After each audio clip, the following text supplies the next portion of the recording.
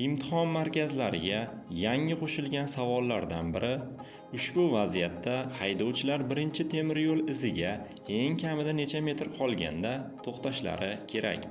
Yo'l harakati qoidalari 119-bandiga asosan temir yo'l kesishmasi orqali harakatlanish taqiqlangan hollarda haydovchi to'xtash chizig'i 205 yo'l belgisi yoki svetofor oldida, ular bo'lmaganda shlagbaunga kamida 5 metr, shlagbaun bo'lmaganda birinchi temir yo'l iziga kamida 10 metr qolganda to'xtashi kerak.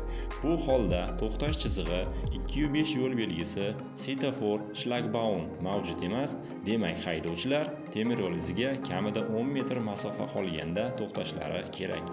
To'g'ri javob F3. Yangi savollarni o'tkazib yubormaslik uchun obuna bo'ling, videoga like bosib qo'llab-quvvatlang, videoni pravaga imtihon topshirmoqchi bo'lgan tanishingizga yuboring.